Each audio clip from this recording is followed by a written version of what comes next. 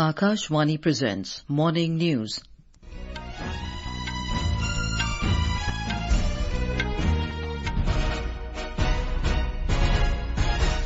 Good morning, I'm Anuja Kumar. The headlines. Prime Minister Narendra Modi says Cabinet decision on One Nation, One Election will make Indian democracy more vibrant and participative. Over 61% polling recorded in first phase of assembly elections in Jammu and Kashmir.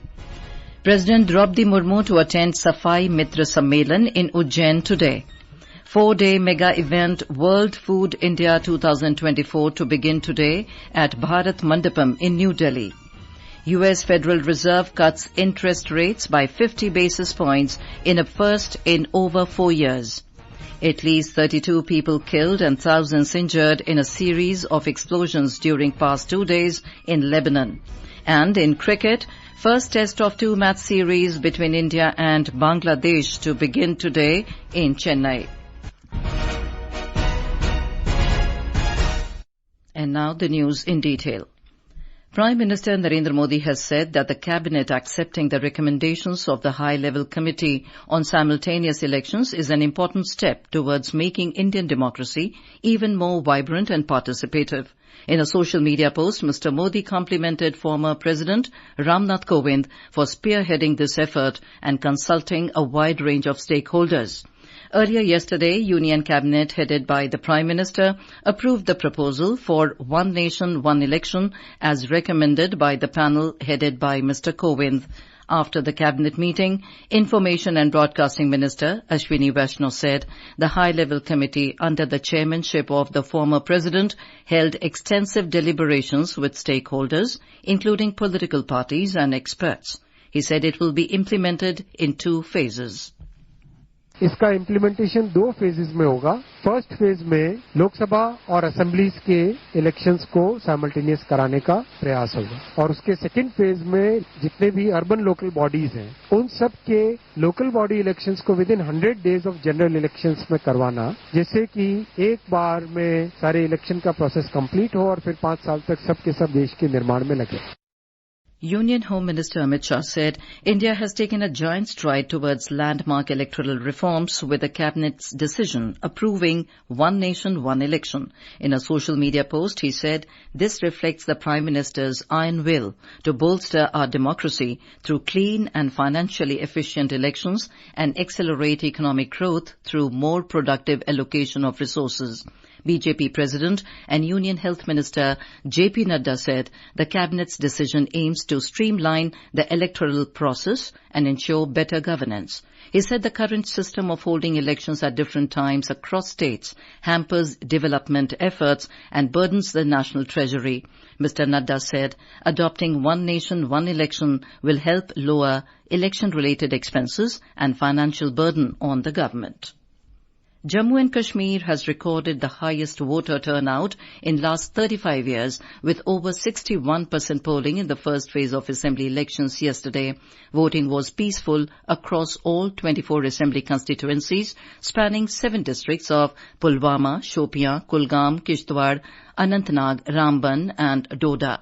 The Election Commission noted that youth and women voters shined brightly at the polling stations, a testament to the deepening embrace of democracy in Jammu and Kashmir.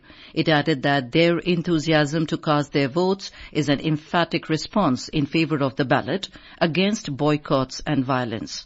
Long queues of voters at the polling stations showcased to the world the deep trust and confidence of the people of J&K in the democratic exercise. Along with webcasting in all polling stations, 32 central observers kept a vigilant eye on the election process on the ground, ensuring no disruptions. Kashmiri migrant voters were also empowered to exercise their franchise through 24 special polling stations set up in Jammu, Udhampur and Delhi. Home voting facilities were introduced for the first time in assembly elections in J&K.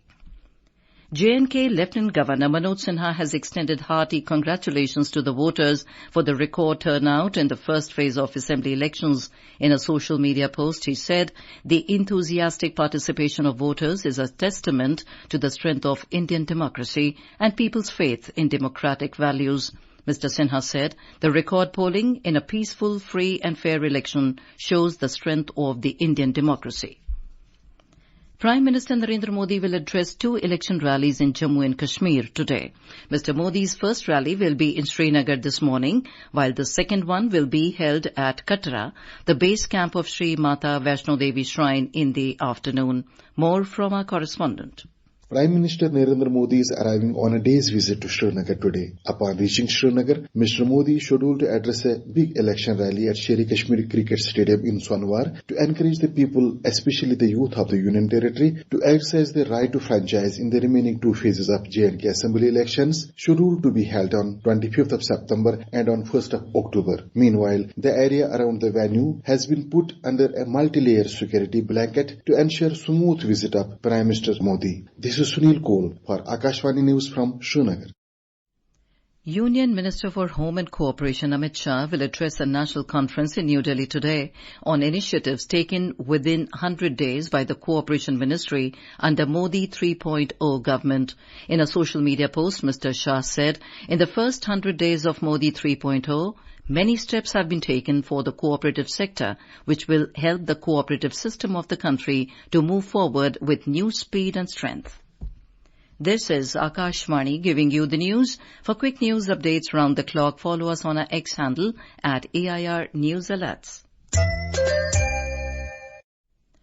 President Droupadi Murmu will reach Ujjain today on the second day of her Madhya Pradesh visit. Our correspondent reports that the President will attend the Safai Mitra Sammelan in Ujjain and interact with the Safai Mitras. President Droupadi Murmu will virtually attend the Bhumi Pujan program of Ujjain Indore 6-lane road project today as the chief guest. The President will distribute certificates to the Swachhata Mitras. After visiting the Sri Mahakaleshwar temple, President Murmu will do Shramdan in the temple premises under the Swachhata Hi Seva Pakhwada. The President will also visit Sri Mahakal Lok and interact with the craftsmen working in this premises. In the last leg of her MP visit, the President will also attend the convocation ceremony of Devi Ahilya विश्वविद्यालय Indore. Sanjeev Sharma, Akashvani news, Bhopal. President Murmu will reach Ranchi on a 2-day visit to Jharkhand this evening. The President will address the centenary celebration of ICAR, National Institute of Secondary Agriculture, at Namkum in Ranchi tomorrow. Jharkhand Governor Santosh Kumar Gangwar, Union Minister Shivraj Singh Chauhan and Chief Minister Hemant Soren will also attend the celebrations. A 4-day-long mega event, World Food India 2024, will begin today at Bharat Mandapam in New Delhi. It will see a participation from over 90 countries, 26 Indian states and union territories, and 18 central ministries and allied government bodies. The event promises to be a major convergence of innovation, technology, and sustainability in the food processing sector. Food and Public Distribution Minister Prahlad Joshi, Minister for Food Processing Industries Chirag Paswan, and Minister of State for Food Processing Industries Ravneet Singh Bittu will attend the inaugural ceremony. More from our correspondent. In this year's World Food India, Japan is the partner country and Vietnam and Iran are the focus countries. On the first day today, a high-level CEO roundtable will be held, which will be co-chaired by Commerce and Industry Minister Piyush Goyal and Food Processing Industries Minister Chirag Paswan. The event will host over 40 knowledge sessions, including thematic discussions, state and country-specific conferences, industry-led panel discussions with over 100 chief experience officers of the global agri-food companies will also be held at the mega event. The reverse buyer-seller meet organized by APEDA, MPEDA and commodity boards will see a robust presence of over 1,000 buyers. The second edition of the Global Food Regulators Summit hosted by FSSAI is being held in conjunction with World Food India. To broaden the appeal of the mega event, the organizers have launched the Swad Sutra, a culinary contest showcasing regional dishes from across India. Anupam Mishra, Akashvani News, Delhi. In some international news, the U.S. Central Bank, the Federal Reserve, has cut interest rates for the first time in over 4 years. It has reduced the key lending rate by 0.5 percentage points to a range of 4.75 to 5%. The U.S. Federal Reserve announced its sixth policy decision for 2024 last night after a two-day Federal Open Market Committee meeting. Federal Chair Jerome Powell stated that this significant move was necessary as inflation eases and concerns about the job market grow. Our economy is strong overall and has made significant progress toward our goals over the past 2 years. The labor market has cooled from its formerly overheated state. Inflation has eased substantially from a peak of 7% to an estimated 2.2% as of August. We're committed to maintaining our economy's strength by supporting maximum employment and returning inflation to our 2% goal. The rate cut is expected to provide relief to U.S. borrowers who have faced the highest interest rates in more than 2 decades. In Lebanon, at least 32 people have been killed and thousands injured in a series of explosions during the past 2 days. The blasts involved communication devices, some of which are used by militant group Hezbollah. According to the country's health ministry, the death toll in yesterday's walkie-talkie explosions in Lebanon has risen to at least 20, with more than 450 injured. Earlier on Tuesday, pager blasts killed at least 12 people and wounded about 3,000 others. The latest explosions occurred near a large crowd gathered for the funerals of victims from the earlier blasts. The first round of explosions began in Beirut and several other areas at approximately 3:45 p.m. local time on Tuesday, followed by another wave around 5 p.m. on Wednesday. Canada has announced a further reduction of international students to manage the volume of temporary resident arrivals. Immigration, Refugees and Citizenship Canada said in 2025, new international student study permits will be reduced by 10% from the 2024 target of 4.85 lakhs. It said the number of study permits issued in 2026 will remain the same as in 2025. This announcement followed a previous measure back in January, when the federal government said it will approve about 3.6 lakh undergraduate study permits in 2024, a 35% reduction from the nearly 5.6 lakh issued in 2023. On to sports. The first test of the two-match series between India and Bangladesh will begin today at M.A. Chidambaram Stadium in Chennai. This will be the first test series that India will play after Gautam Gambhir took over as the India coach.